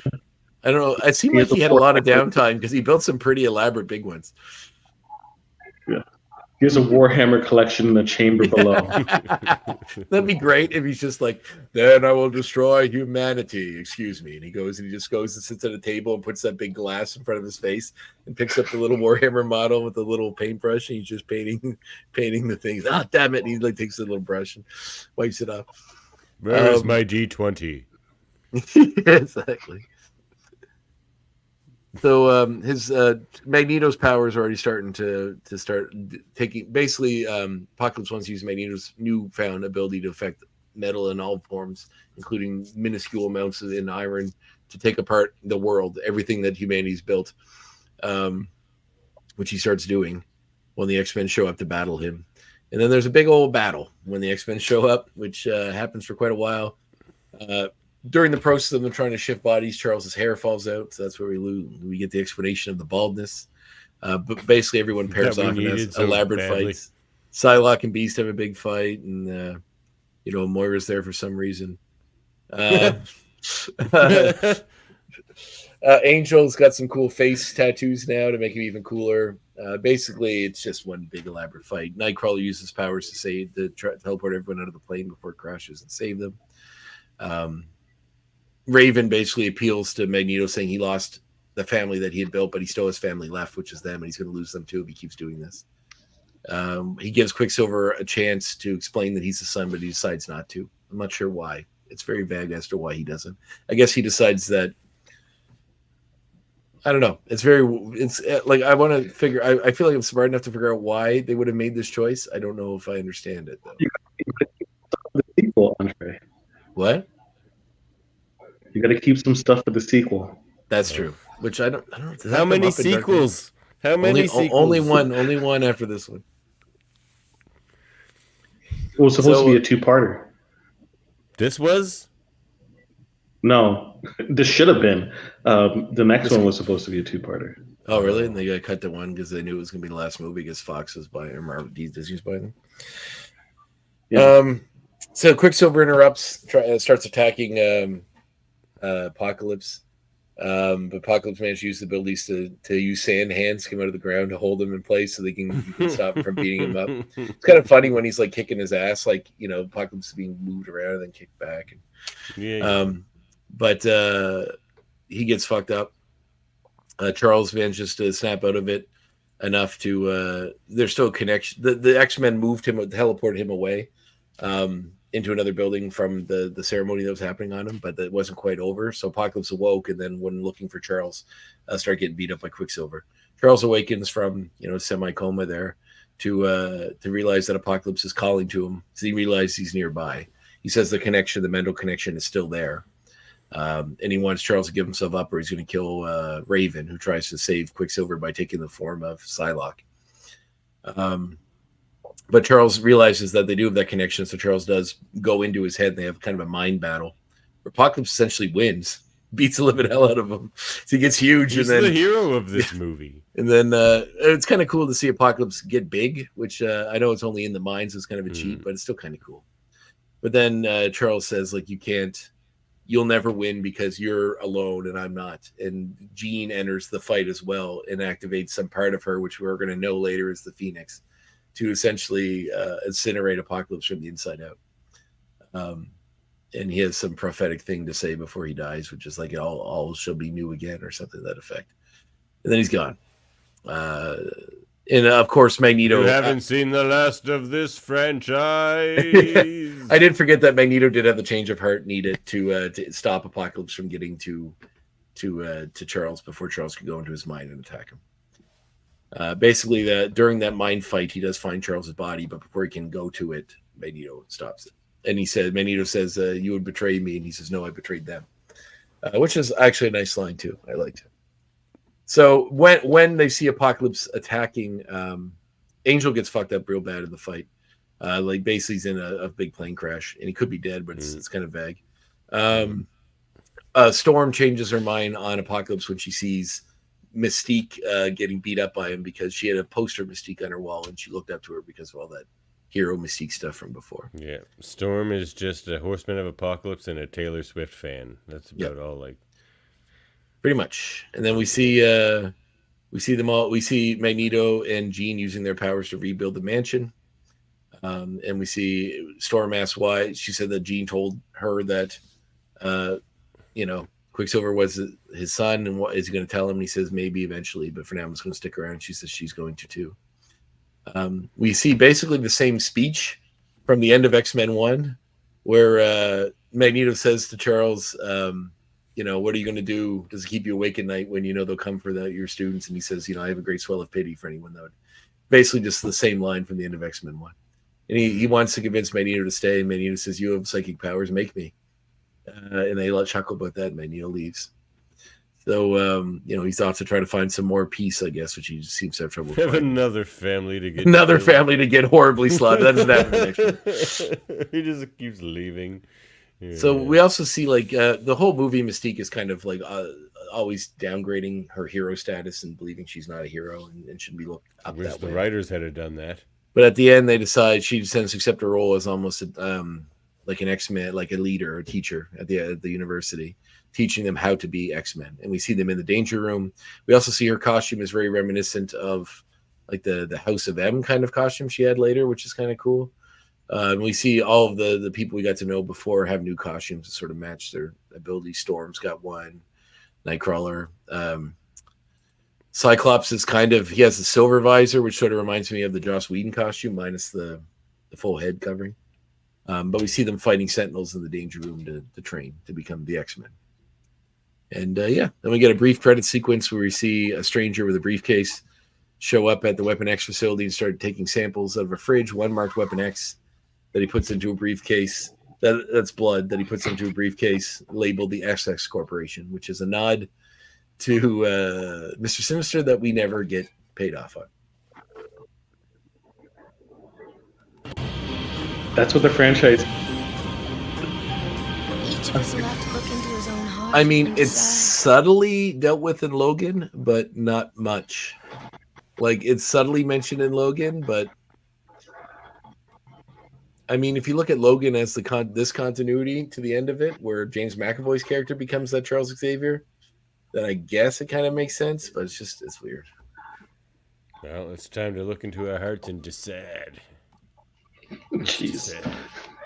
Go ahead, Jameel. Let's see what you got. 3. Okay. Devin? All right, hold on. Let me put in Jameel's 3. That's a solid rating, Jameel, I think, for this one. I don't think it's quite that good. I'm going to give it a 2. Wait, do I hate... Oh, I gave Origins Wolverine a 2. What's worse? No, this is way worse than Origins Wolverine. I kind of liked half of Origins Wolverine. I'm going to give this a 1. I like Origins more. Me too. I gave First Class a 6, and I like that less. I don't know if I liked it 2 less. I like it. I wouldn't rewatch it, but I didn't think it was the worst thing ever. There's like X-Men 3 pissed me off way more than this movie. What did I give X-Men 3? X-Men 3, you gave 4. Yeah. Let's give it a 5. Wow. Well, that's a 3 average. Mostly, Jameel nailed it. Yeah, that's perfect. Yeah. Good job, Jameel. Science. I just like I see the efforts that is there. The actors obviously weren't phoning it in, but when you have a script and direction that just hampers the ability of any type of proper storytelling, right? It doesn't matter how much money you throw at a production, it's not going to help, and that's that movie. Pretty much. Yeah, I agree. That's why I gave it the rating I did, because it's visually it's kind of cool. There are elements of it that are neat. It's just like the story and all the other stuff wasn't, and it was kind of a mess. There's too much thrown together. It's 2 hours and 20 minutes, which is pretty bloated. They could have cut some of this stuff out and made a better film. They made a shorter cut. This is one of those movies that a shorter cut would probably benefit it. But there's nothing there. There's just nothing there. It's all just so basic. I'm sure there's stuff they filmed that they cut out of the film. Jean Grey meets Cyclops. Oh, all these. It's just one cliche X-Men moment. But Andre, what we're talking about in terms of there's stuff there. There's stuff there. If it was a TV show that was an ongoing narrative, that might be one thing. But as a presentation of a single story, there's too many cooks and too many different things being thrown. I agree, 100% agree. I'm saying if they cut out some of it, like a bunch of that stuff, and focused on 2 or 3 stories, it would have made this better instead of ultimately what is my problem in terms of the X-Men movies is that a lot of the things that are interesting aren't what the overall movie-going public wants to see. Magneto trying to find his way in the world, where he's starting up a family, getting more connected with his fellow man and raising a family, only for that to be taken away. That's an interesting story altogether. But that's not necessarily an X-Men movie that people want to see, where people get hit by lightning and there's a world-ending scenario. X-Men First Class Yeah. should have just been Wolverine hunting down the Nazis that killed his parents. That should have been it. Magneto. That would have been a much more interesting movie than First Class. Yeah, it would have been. That Yeah, was supposed it to was be like- the Yeah. X-Men. That's what it was Origins supposed to be Magneto originally. movie. Yeah. that they were gonna make The Origins Magneto movie. But yeah, Right, I'll But be right the back. thing is, Keep like, talking. I'm always skeptical when like we evoke the general audience. Like, well, they have to appease the general audience. Like, and so when we evoke this idea of the general audience, I don't think that thing that we evoke actually exists in the way it's evoked in that way. Like, because they're like, well, the general audience won't want actual X-Men, but X-Men '97 showed that was not the case at all. It did gangbusters because it should. It's amazing, and it's the X-Men. So I think. But that's a different presentation, Gavin. It is, but like. I think that the point is there. Like the audiences will accept X-Men as it should be, because that's what's interesting. Like what you just said, it's just like, well, the general audience won't think the more interesting things about the X-Men are the interesting things. I don't think that's the case. I think a good movie is a good movie regardless, right? So if they make a good movie and it just so happens to be an X-Men movie, that's great. The problem is that when I say the general audience, that isn't a fair statement. I mean the lowest common denominator, I should really mean. Yeah, Right? exactly. They're trying to but I don't think convince we and should train be lowering ourselves to the lowest common denominator. Well, they're looking at it from a financial standpoint and not an artistic one. And Yeah. when we get artistic ones, sometimes you swing and miss, like with the. I don't think it's a miss really with the Eternals, but you can see the general reaction. Eternals It is isn't the fun. movie that people wanted. No, but it's not the movie that fun. people wanted, though. No, you're it's never just a gonna bit make of a all the nothing nerds happy. burger But too. Like they make these movies, I'm like, really? Somebody saw this and was like, let's But- spend $400 million on this. Like, people need to No, that was a be more. a little I- more I thought- scrutinizing about what they think is good. It's not about like that fiction. movie. Like people focus on the parts that they only put in to appease the superhero people. The other stuff is much more interesting. And Jamil's right; they don't spend enough time in that stuff because they need to make the superhero. Yeah. But eventually, Yeah, when you I try to agree. do that, sometimes you just make both sides not happy. You don't Yeah, really that make movie an art could have film been a- because Yeah. you kind of make a superhero film, and you don't really make a superhero film. You're trying to make an art film. And it's like Eternals I would have get made it. a better series. I liked it, but I get why people did it. But I liked it. All right, you want to go through some notes? Is that the next step? Some fun facts about this movie. If you've got something you think is fun about this I movie. mean, some interesting stuff. I wouldn't say it's fun. Mark DeVoe worked on it. I'm trying to see if I Yep, can that is fun. All right, go for it. The Don't belabor us too long. This movie's painful. well, it's not. I mean, I think there's some interesting stuff about this. All right, For sure. bring it on. All right, let's talk about it. All right, so here are some of the facts. Let's get through them. Some of the fun trivia notes about this movie. There is a cut scene in this in which Mystique acknowledges that Nightcrawler is her son with Azazel. But that was cut. It was ad-libbed and then cut. You can see it in the gag reel if you're going through the gag reel. But wouldn't he be 8? Yeah, I know. It doesn't make sense. No, because it would have been from when they connected during First Class, which was years before. 8 years. No. This was 8 years since Days of Future Past. There's still the time between Days of Future Past and that one. So, in theory, he'd be like It's 14. amazing how nobody's aged. Yeah. So they're mutants, man. They all got Yeah, great. fair Well, enough. actually, in fairness to her, I mean, Beast doesn't look any different either. But they do mention that because of her powers, she will look young Oh, her. beyond her years. So that works for her. Let's see here. The film was subtitled originally "Age of Apocalypse," but then they changed it because they didn't want to avoid any the comparison to the Avengers: Age of Ultron film. Also, the Transformers: Age of Extinction movie, which came out around the same time too. There's a lot of ages of movies. But they were concerned that it was going to be totally different than what the Age of Apocalypse storyline. No, they didn't care about that as well. The Age of Ultron movie had nothing to do with the Age of Ultron story from the comics either. So, Nope. Apocalypse, according to Bryan Singer, Apocalypse's voice is a mixture of different sounds. So it's like almost the voices of the different people he's taken over the years sort of pile on top of each other. That's why sometimes you hear other voices come in the forefront, which is kind of neat.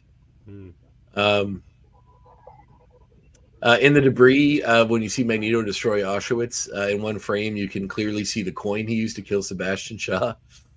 So somehow it's still in there. He just it's in the rubble coming out, which I think is really funny. That's pretty funny. The song that Angel is drinking to when he's having a pity party is the song "The Four Horsemen" by Metallica from the 1983 album "Kill 'Em All." There's more here. Storm is. Oh, there you go. There you go, Davin. You're correct. Storm is never referred to by name in the entire film, either as Storm or Aurora Monroe, so it could not be Storm. It's not Storm. Bryan Singer has called this film a kind of conclusion to all 6 X-Men films, yet a potential rebirth. Why would you do that if you're going to put a thing at the end to make more? It's like this is the end of a series, but here's stuff to keep going. Who would put Storm in a movie and not call her Storm or Aurora or give her a name at all? No one, because that would be fucking blasphemous. That would be terrible, and no one would do that. So here's what you is the ultimate problem is from day one, this company has no clue what to do with Storm, and they've struggled with it throughout all of those movies. And this is what the end result is. They're like, well, what's the point of even naming this character? Yeah, we just like her skill set. That's it. And then Bo DeMaio wrote, "And let them thunder, for I am lightning." And we got the real Storm. We got Storm, baby. There's the Storm that you will hold in your heart forever and will never be overshadowed by any other performance. Exactly. I'm not saying it's a bad thing. Here you go. So when Apocalypse has a quote in the line that says, "Everything they built will fall, and from the ashes of their world we'll build a better one." It's almost a direct quote from an X-Men animated series episode that he's in, where he says, "From the ashes of this world I will build a better one." Tom Hardy and Idris Elba. Pardon? Sorry, they have to crib better work, so Yes. it makes sense. Well, it's an homage, I guess. I don't know. It's the only line that I see quoted directly from his appearances in the other show. Tom Hardy and Idris Elba were both considered for the role of Apocalypse. But Idris Elba would have been a cool Apocalypse. I agree. He had a much better voice. Magneto's powers are deliberately depicted as like the magnet, the lines that magnets give off in the movie, the way they do it. At no point in this movie is Apocalypse ever called Apocalypse. It's only in the title. His name is not Everything referenced. about this movie is... Oh, my God. Continue. Bryan Singer depicted Apocalypse as a mutant acting as a god, saying Apocalypse from an ancient time he doesn't understand he's a mutant. He truly believes he is a god.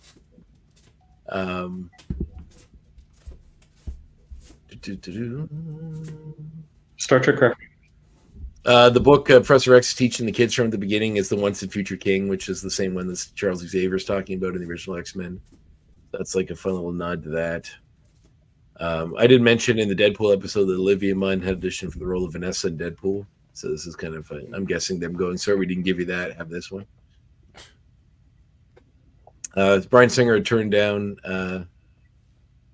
doing the X-Men The Last Stand to do Superman Returns, and parts of the concepts he was going to use for his original critique of that. Treatment for that were used in this.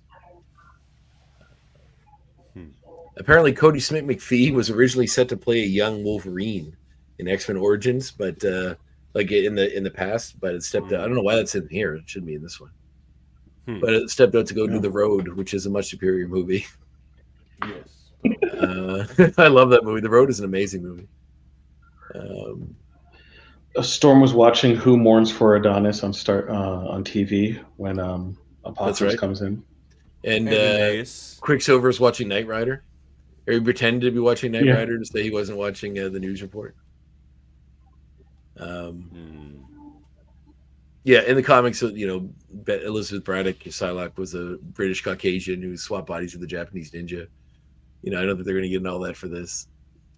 Elle Fanning. Would have been a better movie. Elfan, no, it wouldn't have. Come on, you think Yes, the it would have. you think the regular audiences are going to buy that? They're going to be like, "All right." Look, you left when I was talking about this so-called regular audience. Yeah, And I think when we evoke that term, we evoke I'd be it in very a way curious. that does not exist at all. I'd be very curious to see the amount of people that read comics or know anything about the comics. Like, what percentage of the film-going audience to see these movies that is?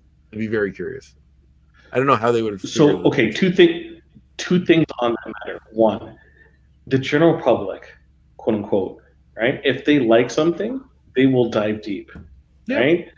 We've seen it time and time again when a franchise comes out and there's books involved, they will go and they research the crap out of whatever it is so that they are in the know or have a better understanding of it. Two, Olivia Munn or a situation with Psylocke gets shown on screen, that's going to be just kibbles and bits for the alt-right, talking about DEI, that they replace a British woman with a Japanese woman in the movie. Yeah. That'd be really that. hilarious if they did, just to see how they try to make it work. So Elle Fanning, Chloe Grace Moretz, Haley Steinfeld, Saoirse Ronan, Daisy Ridley, Lily Collins, Grace Carolyn Curry, and Margot Robbie were all considered for Jean Grey. But Sophie Turner was cast probably because of her popularity from Game of Thrones. No, because she had red hair, and that's as deep as they think about the decisions they make. I assume her popularity from Game of Thrones was also had something to do with it, Devin. I agree. Then we go. The trailer attracted controversy when the movie came out because they mentioned that one of Apocalypse's alter egos was Krishna. So they removed that reference in the movie when it came out. Did not offend the Indian audience. Alexandra Shipp, audience over there. The Indian audience, yes. Well, there are a lot of Indians, more than any other country in the world right now. So Alexandra Shipp shaved her head for the role to get the mohawk for Storm. That was in the cap for a role in this movie. Yes. Oscar Isaac had to redub all of his dialogue because the rubber costume would be picked up by the mics too much, so the dialogue wasn't very usable. It was Ivan oozing onto the audio. Ivan ooze. The jacket Nightcrawler's wearing is similar to the one from Michael Jackson's Thriller, which is an 80s reference. Yep. This is the longest X-Men film to date. Sure was. It would have been even if it wasn't. Taron Egerton, who you may know as Eggsy from the Kingsman movies, and also Elton John from that movie, turned down the role of Cyclops. He was offered it. Wise man. Zendaya was considered for the role of Storm as well. It obviously didn't go to her. I like you, Zendaya, but you are not Storm. Dazzler was playing. Well, neither was the person in the movie. No, Angela Bassett will be Storm. Now, I mean, she would still do it better now than most people. Apparently, Timothy Chalamet, Ben Hardy, Charlie Rowe, Taron Egerton, Logan Lerman, Josh Hutcherson. Yeah, actually wouldn't have been bad. Dylan O'Brien, Jesse Plemons, and Jamie Blackley were all considered for Cyclops as well before it went to Sheridan. So all the Spider-Man, actors, all the people who were in the running for Spider-Man also went for the Cyclops. Asa Butterfield? I did not, but he would have been in that list too. I always get him and Cody Smith McPhee mixed up because they kind of look alike to me. Well, there you go. I think there's some other stuff, but it's most of it. Yeah. Yeah, I did enjoy this, which is just a sudden note. But when Apocalypse is going through the Arabic market kind of thing, there's an Arabic version of Iran by a Flock of Seagulls playing on the radio, which I thought was kind of funny to hear. Did you guys have comic recommendations? Age of Apocalypse. That's much better than this. Go read that. It's fun. Go read the Krakoan for me. Go read the Excalibur run from. And to prove your point, Davin, Sophie Turner actually is blonde naturally.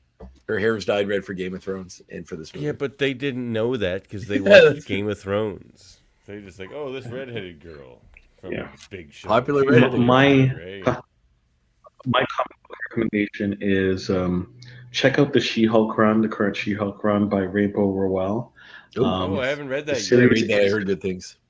Oh man, is every She-Hulk coming run to is an end, as all She-Hulk titles usually They do. always do. So it'll be collected for trades. And I think around now the trade should be on sale on Amazon and most comic book retailers, online retailers. Great. So definitely check it out. I'd also I'll be like to checking point out that out. one final note. If Havoc's departure from this movie seemed rushed, it's because it was, because he was on that TV show MacGyver, and he had a commitment to be on that show more than he had to be in the movie. Oh, MacGyver. That's funny. Is that still going? I did thought it was newer than that. Actually, I'm surprised. It's been on for a while. I remember. It's like these new shows. Like, I don't have cable anymore, and I can't keep track of shows that seem to be on forever. Like, didn't they do a new? I give up on everything. What was the I've Burt ever Reynolds one they did again? That went on for quite a while. I'm not Smoking sure. It's still no, the popular show he was in forever. seen. Oh, like Evening Shade. Oh my God, guys, come on! You're naming everything but the most famous show he was in. The Burt Reynolds show where he drove the fancy car. Isn't that Smokey and the Bandit? Magnum PI. Magnum PI. That was Tom Selleck. Oh, Tom Selleck. Sorry, that's my bad. Tom Selleck. And you're oh my godding us. That's true. Thank you. I'm sorry. I apologize. I often get those two mixed up as well. So Okay, you were apparently the talking show. about Evening Shade. We were talking about Evening Shade for sure. Apparently, that version of MacGyver lasted for 5 years, 2016 to 2021. Which is a good run. It's a pretty good run. All I need now is for you to contact your students, Professor.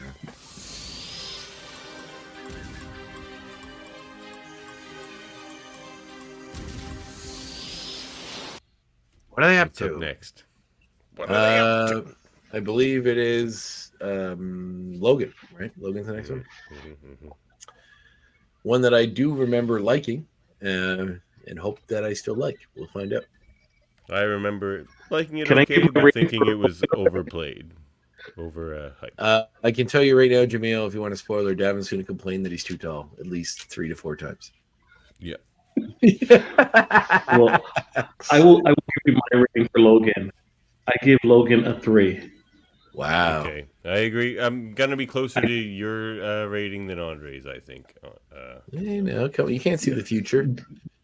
But The finale of that movie, I laughed in the theater, cackled. the worst third act of maybe any X-Men movie. It's a bad third act, but the first act is pretty good, and then X-23. I appreciate the ambition.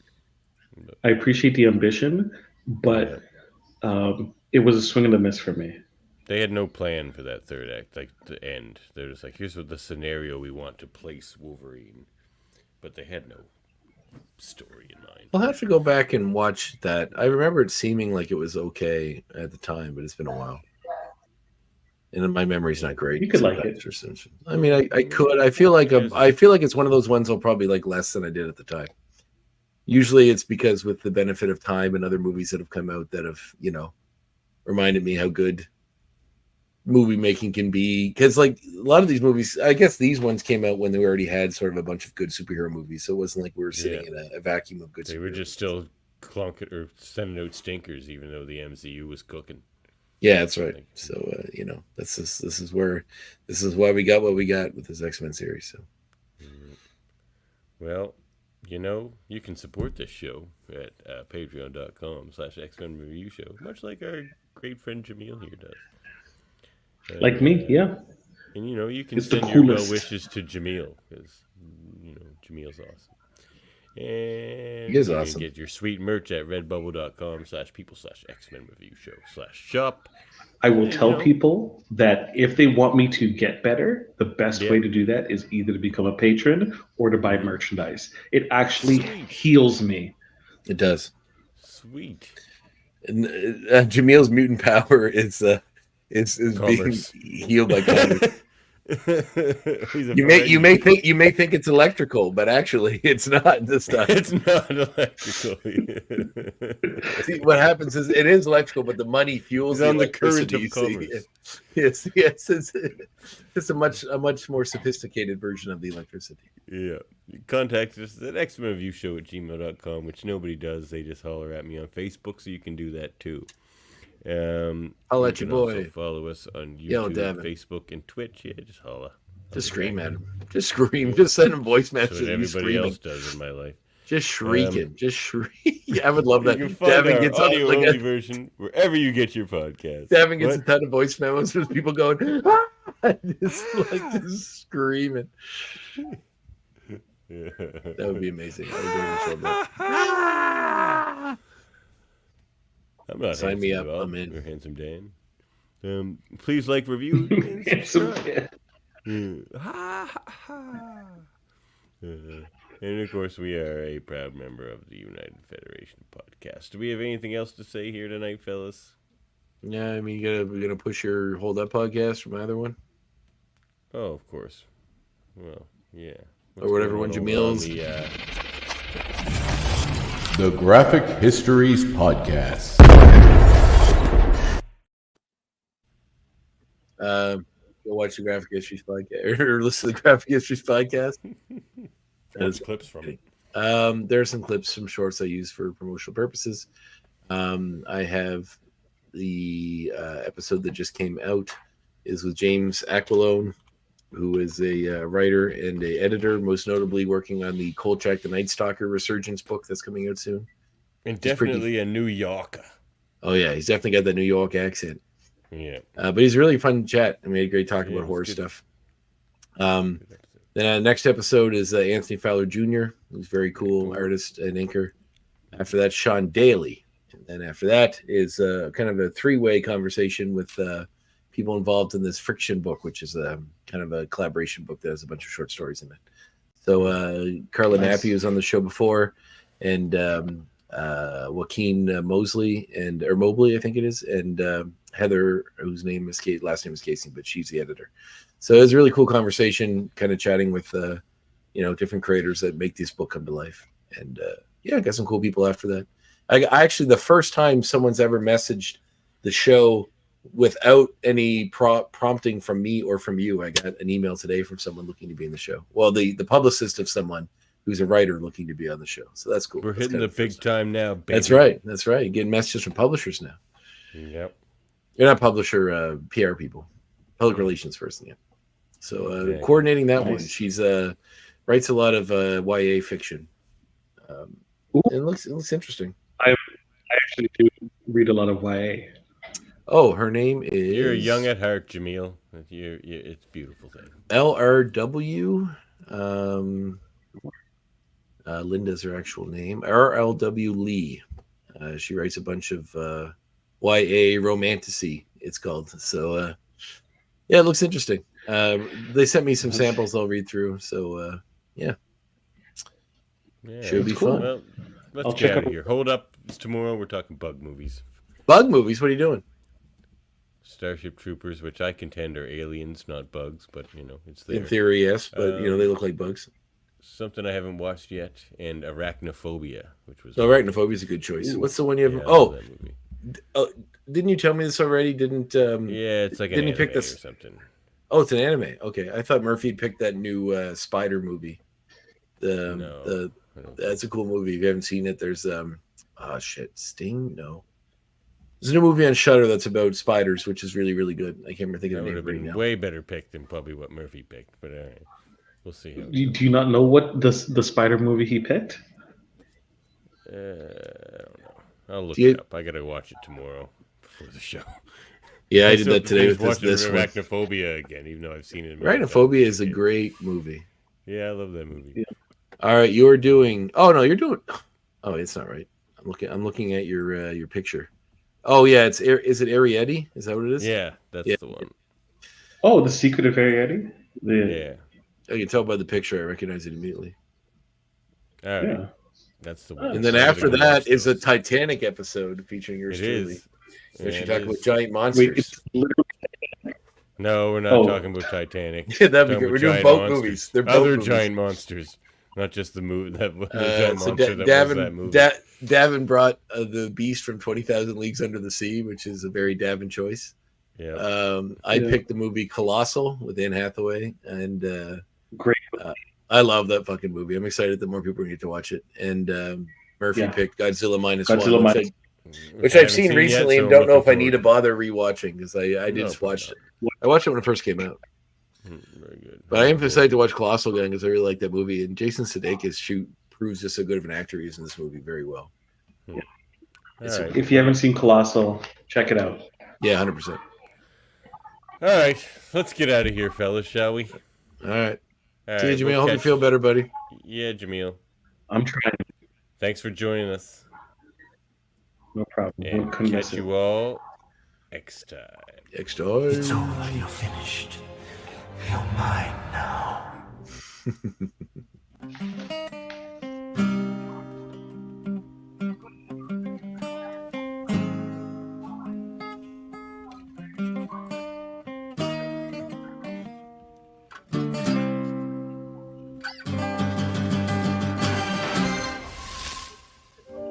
Beam up some Star Trek content with Live Long and Podcast.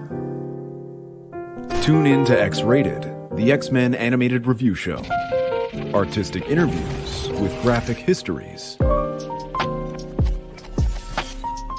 roundtable movie discussion with Hey, did you see this one? And movie reviews with Hold Up, a movie podcast.